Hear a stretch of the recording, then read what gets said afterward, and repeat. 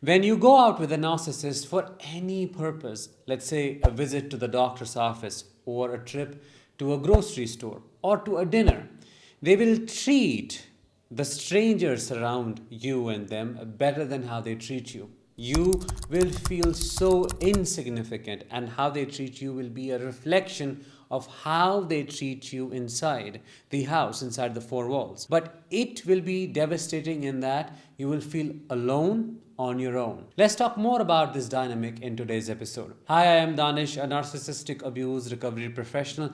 Today, we're going to talk about how a narcissist makes you feel alone when you go out with them. We're going to discuss 3 ways in which they do so. If that sounds interesting and you are eager to learn with me and know more about this topic, please make sure to subscribe, because your subscription to the channel helps spread the awareness. Also, I'm curious to know, how did the narcissist treat you when you went out with them? What was their behavior like? Drop your answers and experiences in the comments below and help other survivors feel connected. Let's begin. Number 1, they will walk ahead or behind you. Walking ahead or behind is a sign of grandiosity. It is an expression of entitlement, ownership, possession, that I own you. If they walk ahead of you, they are signaling insignificance. You don't matter. You are no one to me. This shows how disconnected they are with you emotionally. If they walk behind you, that shows possession. I own you. It's like a dog on a leash. They're holding you. Sometimes they may put a hand on your shoulder to tell you, don't think you're free. Don't think you have an identity of your own. You're mine. So both the possibilities point out one thing, and that is the lack of connection, affection, love, and consideration.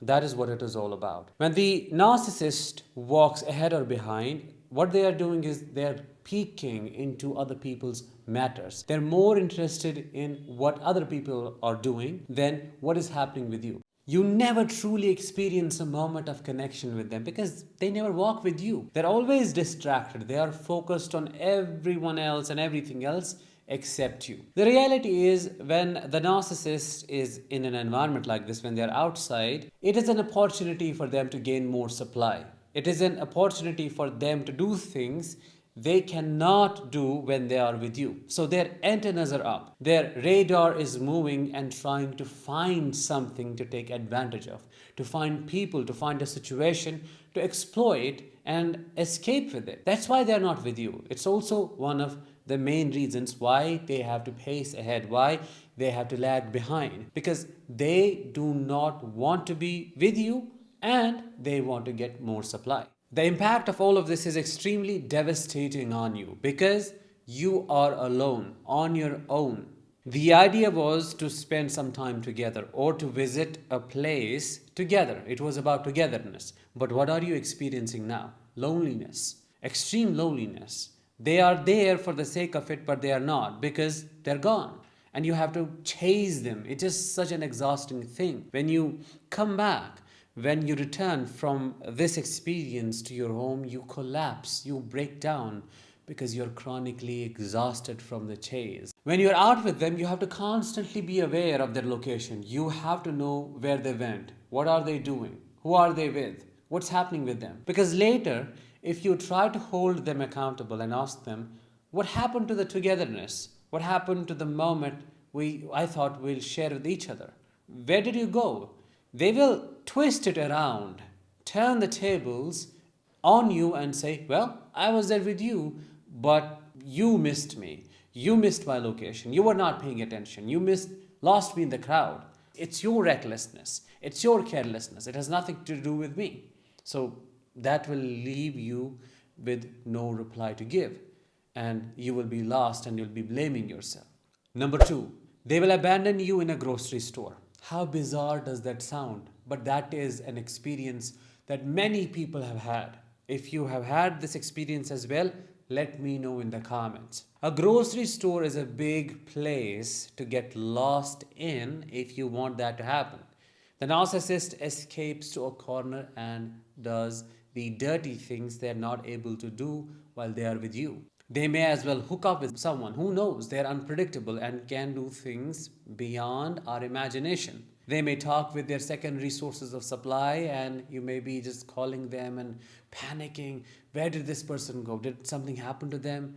And now you have a panic attack. You tell them, I'm having a panic attack. I need help. Nope, no clue, no sign. And if they show up, like if they had to show up to save their public image, they will be enraged. They will be extremely angry. Why? Because you became an obstacle in their way. You stopped them from doing what they were doing. So you must be punished. They may storm off and patiently wait for you in the car while the anger is simmering, seething, and boiling within. They want you to step in, and the moment you do, they try to erase you. The abuse is off the limits, and this becomes a prison because you can't escape. You're stuck in this cube that is moving. You can't do anything about it, and they may speed. They may do things that will terrorize you, that will truly fill every inch of your soul with fear, and you will never become an obstacle in their way ever again. I would say you will never ever think of going out, because every time you go out with the hope of a new outcome, a different outcome, it unfortunately ends up being the same thing. Number 3 and the last one, they do not socialize and are completely disinterested in you. Let's say you go out for a dinner with them. Now, everything is served, the food is perfect, the environment is conducive, it's ambient, everything is top notch. This can be a moment of connection between you two. This can be a moment where you can know each other a little bit more. But what does a narcissist do instead? They're on their phone constantly, no interest in you, no comments about food, or they are just into food, they're eating like an animal. Nothing human. It is just robotic. There is no expression of love, there is no expression of thankfulness, gratefulness, nothing at all.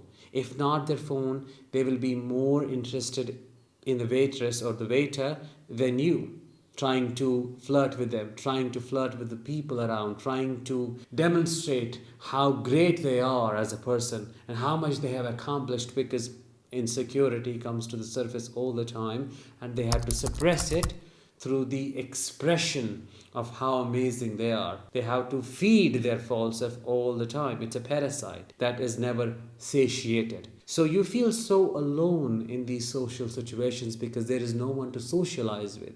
It's like you're eating, but you are eating alone. You're eating with yourself. There is a person that you see, but there is no one at the same time. It's a very bizarre experience that only survivors of narcissistic abuse know what it is like to be there, what it is like to see it happening, what it is like to experience it happening, and what it is like to feel the pain and the sadness and the loneliness while experiencing it. In a nutshell, they never connect with you. When they're out, they're always looking for other sources of supply. They never socialize and they abandon you when you need them the most. I hope you found this episode insightful. If you did, please let me know in the comments. Drop a like and share this one with as many people as you can. I'll talk with you in the next one. Until then, let the healing begin.